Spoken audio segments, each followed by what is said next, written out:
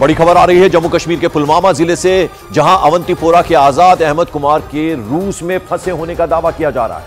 आजाद अहमद कुमार के घर वालों का कहना है कि उनका पिछले कई दिनों से आजाद से संपर्क नहीं हो सका है। परिवार का यह भी दावा है कि आजाद दुबई में रहते थे और वहीं की एक कंपनी ने धोखा देकर उन्हें रूस पहुंचा दिया और वहां रूस की सेना में बंदूक पकड़ा दी गई। दावा किया जा रहा है कि आजाद अहमद कुमार को रूस और यूक्रेन की जंग में फ्रंट लाइन पर भेज दिया गया। दावा यह भी किया जा रहा है कि आजाद को पैर में गोली लगी है और ये सभी दावे परिवार वाले सोशल मीडिया पर चल रही खबरों के हवाले से दे रहे हैं, क्योंकि उनका आजाद से अब तक संपर्क नहीं हो पाया, लिहाजा परेशान वो हैं। आजाद का परिवार भारत सरकार से गुहार लगा रहा है कि आजाद और उनके साथ फंसे बाकी भारतीयों को सेफ वापस लाया जाए। पुलवामा के अवंतीपोरा के रहने वाले हैं आजाद अहमद।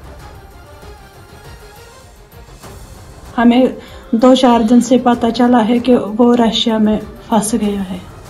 हम ज़्यादातर नहीं जान सकते हैं, न जान पाए हैं कुछ भी नहीं, लेकिन 2-4 दिन में जो सोशल मीडिया पे वायरल हो रहा है वहीं से हमें पता चला है कि ऐसा हुआ है हमारे कज़न के साथ। We are requesting to government of India कि उनका सेफ रिटर्न हो जाए, सेफली अपने अपने घर में पहुंच जाए। जो भी हिंदुस्तान का बच्चा है, सारे हिंदुस्तान के बच्चे सेफली घर पहुंचे।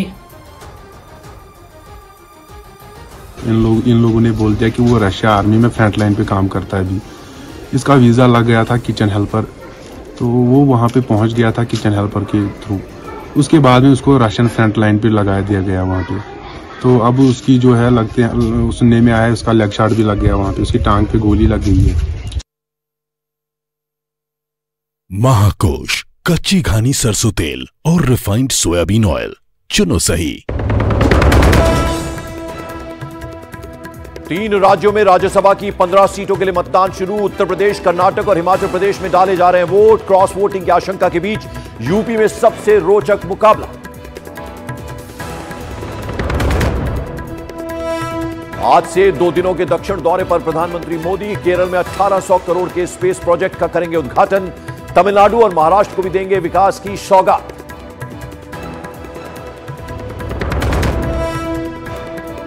नफे सिंह हत्याकांड में विदेशी कनेक्शन की जांच के लिए एक्शन में हरियाणा पुलिस। तिहाड़ समेत अलग अलग जेलों में बंद गैंगस्टरों से होगी पूछताछ। एफआईआर में जोड़े गए 3 और लोगों के नाम। पश्चिम बंगाल रामनवमी हिंसा मामले में एनआईए का बड़ा एक्शन। जांच एजेंसी ने सांप्रदायिक हमले की साजिश में शामिल होने के आरोप में 16 लोगों को किया गिरफ्तार।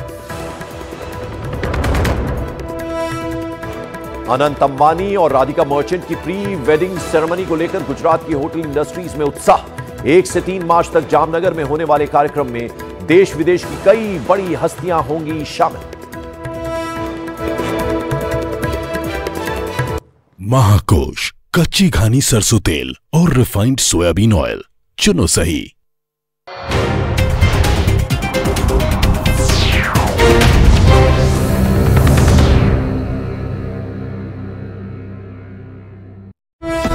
पर नजर रहने वाली है, क्योंकि आपको मैं ये बता दूं कि आज क्रॉस वोटिंग की आशंका यहां पर है। सबसे ज्यादा डर अगर किसी को है तो उत्तर प्रदेश में समाजवादी पार्टी को है। मैदान में आप दूसरी तरफ कर्नाटक में देखेंगे तो 4 सीट पर फाइट दिखाई दे रही है, लेकिन उम्मीदवार 5 है। और दूसरी तरफ हिमाचल प्रदेश में 1 सीट पर चुनाव होना है। भारतीय जनता पार्टी और कांग्रेस में इस वक्त सीधी टक्कर वहां पर देखी जा रही है। इंतजार करना होगा नतीजे आने तक का, लेकिन सबसे बड़ी खबर यह है कि 3 राज्यों की 15 राज्यसभा सीटों पर आज मतदान होना है। और चलिए अब आपको ग्राफिक्स के जरिए राज्यसभा चुनाव की पूरी जानकारी क्या मिल रही है वो मैं आपको बता देती हूं। सबसे पहले आप ये जानिए कि 3 राज्यों की 15 राज्यसभा सीटें ऐसी जिस पर मतदान होना है। इसके बाद उत्तर प्रदेश, हिमाचल, कर्नाटक में क्रॉस वोटिंग की आशंका है। उत्तर प्रदेश में 10, हिमाचल प्रदेश में 1 और कर्नाटक में 4 सीट पर वोटिंग है। यूपी में 10 राज्यसभा सीटों पर 11 उम्मीदवार मैदान में है। हिमाचल प्रदेश में 1 राज्यसभा सीट पर 2 उम्मीदवार हैं, तो कर्नाटक में 4 राज्यसभा सीटों पर 5 उम्मीदवार हैं। 12 राज्यों में राज्यसभा चुनाव की नौबत नहीं आई है। 56 राज्यसभा सीटों में 41 उम्मीदवार निर्विरोध जीत चुके हैं। गुजरात से जेपी नड्डा, राजस्थान से सोनिया गांधी निर्वाचित हुई हैं। ये सबसे बड़ी खबर आपको बता रहे हैं और उत्तर प्रदेश पर खास तौर पे आज सभी की नजरें टिकी हुई हैं। उत्तर प्रदेश में राज्यसभा चुनाव को लेकर सियासी उठापटक अब लगातार जारी है। आज उत्तर प्रदेश की 10 सीटों के लिए मतदान होना है। भारतीय जनता पार्टी ने 8 और समाजवादी पार्टी ने 3 उम्मीदवारों को मैदान में उतार दिया है। इस चुनाव में एक सीट के लिए 37 वोटों की जरूरत है। हालांकि वोटिंग के दौरान क्रॉस वोटिंग की आशंका जाहिर की जा रही है। अब दावा यह है कि समाजवादी पार्टी के विधायक क्रॉस वोटिंग कर सकते हैं, इसीलिए समाजवादी पार्टी को सबसे ज्यादा डर इस वक्त बना हुआ है। राज्यसभा चुनाव का ये रण है और इसमें सबसे ज्यादा नजरें अगर कहीं टिकी हैं तो उत्तर प्रदेश में है, क्योंकि चुनाव को लेकर सियासी उठापटक लगातार जारी है। 10 सीटें, सबसे ज्यादा यहीं पर सीटें हैं उत्तर प्रदेश में ही। अगर कर्नाटक और हिमाचल प्रदेश के मुकाबले आप देखेंगे तो भारतीय जनता पार्टी ने यहां 8 और समाजवादी पार्टी ने 3 उम्मीदवारों को मैदान में उतार दिया है। अब इस चुनाव में एक सीट के लिए 37 वोटों की जरूरत होनी है। वोटिंग के दौरान क्रॉस वोटिंग अगर हो जाती है तो पूरा सियासी खेल इसमें बिगड़ सकता है और दावा अभी तक यही किया जा रहा है कि समाजवादी पार्टी के विधायक क्रॉस वोटिंग कर सकते हैं। तो आज उत्तर प्रदेश पर ही सबकी नजरें टिकी हुई हैं। इसका कारण यह है कि यहां पर क्रॉस वोटिंग हो सकती है। अब आपको उत्तर प्रदेश राज्यसभा चुनाव की जानकारी ग्राफिक्स के जरिए पूरे विस्तार से मैं अब आपको देने वाली हूं। उत्तर प्रदेश की सबसे पहले जानिए कि 10 राज्यसभा सीटों के लिए आज वोटिंग होनी है। इसके अलावा 10 सीटों के लिए 11 उम्मीदवार यहां मैदान में है, इसीलिए लड़ाई दिलचस्प है। बीजेपी के 8 और समाजवादी पार्टी के 3 उम्मीदवार मैदान में है। एक सीट जीतने के लिए 37 वोटों की जरूरत है। एमएलए की संख्या के आधार पर बीजेपी की 7, समाजवादी पार्टी की 2 सीट पर जीत तय मानी जा रही है। 10वीं सीट के लिए बीजेपी के संजय सेठ और समाजवादी पार्टी के आलोक रंजन में टक्कर है। बीजेपी को राजा भैया और ओम प्रकाश राजभर का समर्थन मिल चुका है। समाजवादी पार्टी को कांग्रेस के 2 विधायकों का समर्थन हासिल है, लेकिन इसके बावजूद भी ये एक सीट की जो राह है वो बहुत मुश्किल दिखाई दे रही है। और इसी उत्तर प्रदेश में 10 सीटों पर राज्यसभा चुनाव को लेकर सबकी नजरें टिकी हुई हैं। अब आपको मैं समझाती हूं कि बीजेपी और समाजवादी पार्टी के उम्मीदवारों के नाम कौन से हैं जो आज चुनावी मैदान में यहां पर दिखाई दे रहे हैं। सबसे पहले बीजेपी उम्मीदवार मैं आपको बता देती हूं, आरपीएन सिंह है, अमरपाल मौर्य है, सुधांशु त्रिवेदी, नवीन जैन चौधरी, तेजवीर सिंह, संगीता बलवंत, साधना सिंह, संजय सेठ। इसके अलावा समाजवादी पार्टी के 3 उम्मीदवार जो इस वक्त मैं आपको दिखा रही हूं, जया बच्चन, इनके अलावा रामजी लाल सुमन और आलोक रंजन। इसीलिए माना यह जा रहा है कि जो एक सीट है उस पर पेच फंस सकता है अगर क्रॉस वोटिंग यहां हो जाती है तो। और राज्यसभा चुनाव में अपने सभी उम्मीदवारों की जीत के लिए बीजेपी और समाजवादी पार्टी अब पूरी तरह से ताकत झोंकने में जुटी हुई है। इन सब के बीच में कल भारतीय जनता पार्टी और समाजवादी पार्टी की बैठक हुई है। अखिलेश यादव की तरफ से बुलाई गई इस बैठक में पार्टी के 8 विधायक पहुंचे ही नहीं। अब इसी के बाद समाजवादी पार्टी में क्रॉस वोटिंग की आशंका जाहिर की जा रही है। अखिलेश यादव ने आज सुबह 8 बजे एक बार फिर से सभी विधायकों की बैठक बुला ली है।